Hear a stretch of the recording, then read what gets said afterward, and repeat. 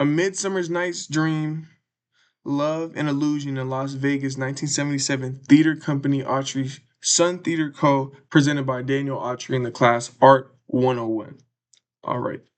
Thrush stage, ideal for audience immersion in both the Four/casino and court scenes. To provide a scene of immersion in the energy of Las Vegas in 1977, the production is taking place in a thrust theater. The thrust space allows audience to surround the stage on three sides, drawing them into the chaos of love triangles and magic interventions. The fourth scene will feel like a backstage VIP lounge or a dreamlike nightclub, while the courtroom feels like a deluxe casino showroom. So, to explain more about this, why I chose the thrust stage is because I just saw a play by Hamlet and they used the thrust stage concept. And it really resonated with me because I really liked how open and how, immersed it felt. It felt like you were actually not in it, but very close to it. And I really liked how it was open, so it was very simple. There's not too many things going on, but there's a lot of things going on. So the right and left wing is where everyone's gonna go, and that's where all things get moved behind the stage. But I liked how the stage is just the stage and the design is right there. I really like there's not a lot of curtains, there's not a lot of hiding. I really like how simple it is. The simplicity made me more immersed, in fact. And so to break down that, the actual thread stage breakdown is right here in the center of the page, and that shows how the audience is there on three sides. So like in this picture you can kind of see it, but this really shows exactly what it is. The audience is fully surrounding the stage, and the left and right wing, obviously right here, this is this would be on that side if I was facing the left and the right. This would be where they go, and change from actor to, pull out more things, I guess, for the play. But that's why it's very simple. There's not much going on in the back, there's not much going on in the front. It's very just one, two, three, simple. You can't really get lost and you can't really, oh, what's going on? It's very easy to follow, which I really much like. And the deluxe casino look is on the bottom right, very shiny, very glamoury, very fancy.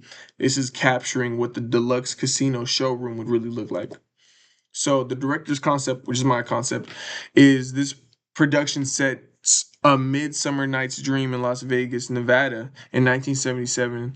So the glamour is pretty much what I'm trying to capture. The disco, the dancing, the the magical, I guess, side of the casino. I really want to capture that, and the magical forest becomes a surreal VIP lounge and desert dream world beyond the casino. I'm trying to capture the beauty. I'm not trying to just capture the dancing and the fancy women and the handsome men and the money. I'm not trying to capture just that. I'm also trying to capture, the beauty of it. When you step outside in the desert, what are you looking at? The stars, what is the casino's aesthetic? How pretty does it look? And I'm gonna talk about that more. So the fairies are nightclub performers and illusionists, while the lovers are romantic adventurers hastily caught up in a glittered lance emotional spiral.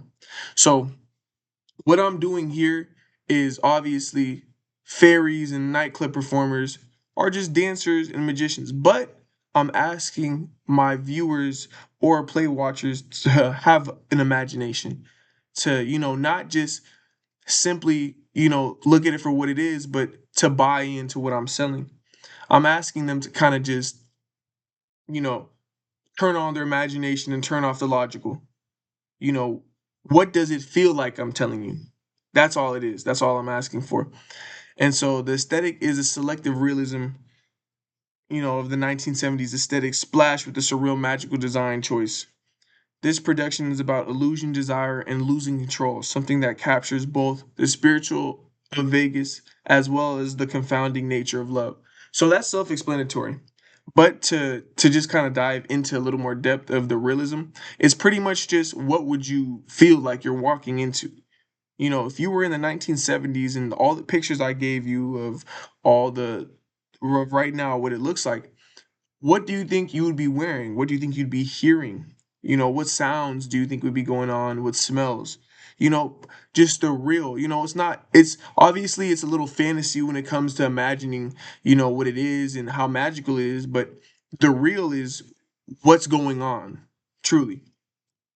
So the mood imagery, I'm showing, I'm trying to get the feel of what it's gonna look like when you walk in. So the bottom left is the games and the winning prizes you can get in the slot machines, and the center is, I chose this picture to explain more about the center picture right here. I feel like this is a worldwide or just a very known picture of acting, of stars, of just famous. I feel like this is very associated with famous looks and very fancy looks, where actors go to freshen up, where people look at themselves to get right, and, to memorize their lines, something like that. And I feel like this is going to play a really big role into how fancy the scenery can get. And the bottom right is the desert scenery.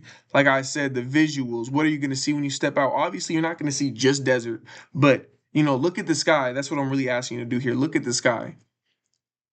This is what you're going to be looking at when you step out, the beauty, the stars, how they connect, how beautiful they are. And the top right is the realism sense of it. What you're actually going to see. This is actually the 1970s casino, and how people are standing around laughing, smiling, maybe drunk, maybe on something else, spending money, getting lost in it, in the losing control. And maybe they might find love, dancers, beautiful women around, that's the scene working into it, in this the scenic design. So the scenic design connects the surreal glamour of the 1977's Vegas with the dreamlike ambience of the Enchanted Forest. The Duke's Court is a vivid casino showroom with red velvet curtains right here and gold finish. The forest has a psychedelic lounge aesthetic with its swirling lights and shadowy corners. We haven't gotten to that yet. That's going to be the next slide. Cluttered with odd pieces of furniture, floating platforms, and mirrored walls. The transition between scenes will flow smoothly through flying panels, rotating sets, and soft light cues. The hope is to make the audience feel that they've stepped into someone's dream, seductive, disorientating, and ultimately magical. So that last part is what I really want to touch on. I want to touch on the transition part. I want it to be very smooth. Like I said, like if you walk into a dream, not even walked in, you woke up to a dream. You don't even feel like you're dreaming. It feels like it's natural.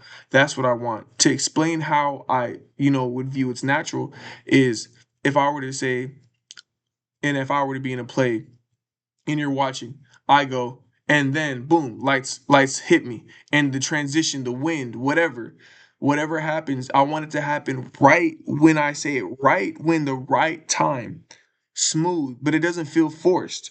I want it to feel like it's supposed to be there, and I want my viewer to be like, oh, that's supposed to be there, not like it's, oh, what happened. I think there's something going on with that. You know what I mean? That's what I want. And as I stepped into a dream, I wanted to feel like, you know, this is more than you could have ever thought it would be. Like, oh wow, this is crazy. That's what I mean. Stepped into a dream. I want you to fall in love with it. The seductive part, the disorientating part is, where did all this come from? That's what I want. Ultimately, like, this is crazy. Like, it's magical. That's breaking it down. That's how I feel. That's not how I feel. That's how I want it to be. And so the scene, now this is getting into what we are talking about, the scenic design, the dark corners and the swirly lights and the smoke, and that's the disorientating part. This is what I also would want to put in there, is the not gloomy, but very chilled sense, very not dark in an evil way, but dark sense, and just the lighting and dimmed lighting, I guess. And I really much like the foresty look too. So adding that into like the VIP lounge, not just everything's not just glamoury, glamoury, glamoury. This is the back lounge. Feels like a cool place to relax after you've spent money, won, lost, all that. Found someone to talk to. You go here, and so pretty much explaining where I want everything to be on the stage. And so I would want the smoke machines that are gonna make this effect in the back, which are the right wings and the left wings. So I want that all the way in the back. I don't want people to see that. As for the lights, I also want that in the middle of the stage, so around right here. I want people to necessarily see where the light is coming from, but not see the actual light machine. And so also the machines, the casino. So going back to this picture, I want this to be in the middle of the stage. I want everyone to be focused straight on that. I want that to be, the focus, the main focus. I want it to be really at the front of the stage. And as for the lights, I want the lights to surround the whole stage, but facing to the stage, not facing to the audience, because I don't want any hot lights or glares to get in people's eyes so they can't see uh, the actual play. And as far as the music, I also want that in the back. I don't want people to see where the transitions are coming from or where the sound's coming from. I just want them to hear it. So I would have it really behind the audience and really behind, in the back of the center stage. And so just touching on the last thing I would want really is let me see, the scenery. this the design of the scenes, I would want that to actually just be above. So how I had it over here, how that's the whole design. I would say the courtroom, I want it to be right in the middle. Obviously, all the showrooms and the slot games and stuff. But I want the real design to be here. The desert, the beauty, all that.